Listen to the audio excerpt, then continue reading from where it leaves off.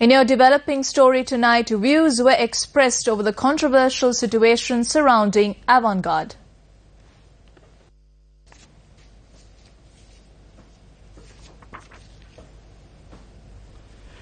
A group of persons engaged in maritime security through international companies visited the Ministry of Defence and pointed out that they have lost their means of employment due to Rakna Arakshaka Lanka and Avant-Garde. Over 800 persons have lost their jobs. These institutions want us to resign. We arrived here to register with Rakna Arakshaka Lanka. When we arrived, there is an issue because international companies do not wish to enter into agreements with this institution. The chairman of Avant-Garde had issued letters dated 24th of July 2013 and 16th of August addressed to the local shipping agents and maritime security companies. It says that if they have directed Sri Lankans to any international institution under this subject, these Sri Lankans need to be brought back to the country with immediate effect. We are all Sri Lankans. However, we cannot board or disembark a vessel from the Galle harbour. The reason for this is the letter. When we attempt to board a vessel, they say that the names have not come through Rakna Arakshaka Lanka. Take account of the number of persons who board vessels from the Galle harbour. Around 200 vessels travel passing Sri Lanka.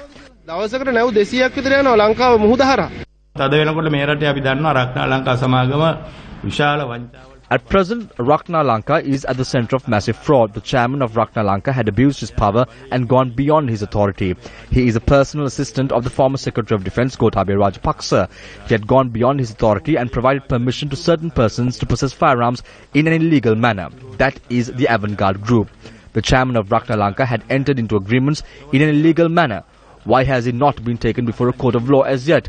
Why hasn't the former Secretary of Defence, who indirectly aided and abetted, not presenting himself over the matter? The Attorney General is delaying the process. Why is not the AG taken into custody? It is unjust to assume that the opposition leader would intervene in this issue. There is a powerful government with two powerful political parties.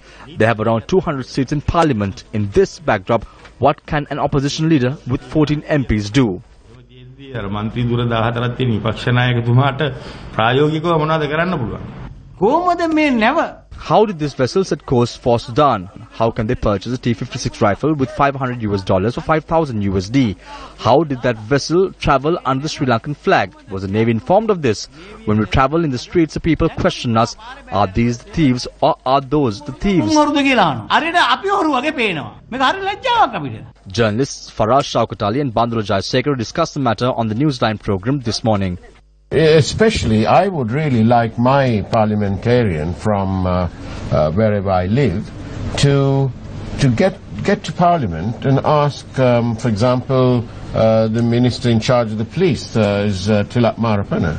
I'd really like Mr. Marapana to make a statement within the confines of Parliament and with all the attendant privileges of making that statement there. But I'd really like him to say, look, these are the people who are now being investigated by the police, and I have at some point in time, I have represented them. So I'm going to be taking a back seat on these particular matters because I want to be shown to be, ethically independent. I think that's the transparency we are all looking for. I think if we could arrange for that particular minister and every minister actually to do that, Sri Lanka will create a new yardstick towards transparency, towards political transparency.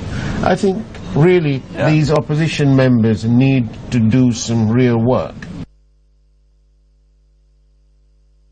Apart from the Sri Lanka Police and the three armed forces, a third party was provided with automatic firearms for the first time in 1985 under the Ministry of Manpower Mobilization.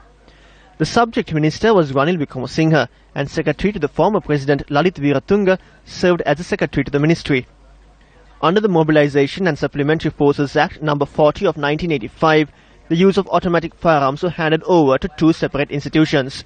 They were the National Armed Reserve and the National Auxiliary Force.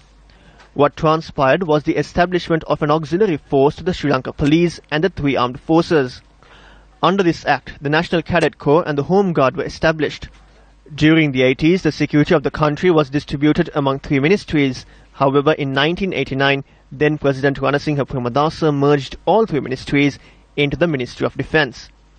Later, the National Armed Reserve and the National Auxiliary Force were disbanded under the directives of President Ranasinghe Premadasa. During that time, General Sepala Artigala served as the Secretary of Defense.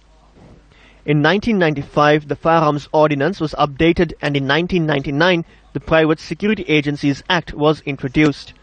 According to the Act, the private security agencies do not have the right to use automatic firearms, and to do so, they need to have special permission. Later, Ratna Arakshaka Lanka was established under the Ministry of Defense.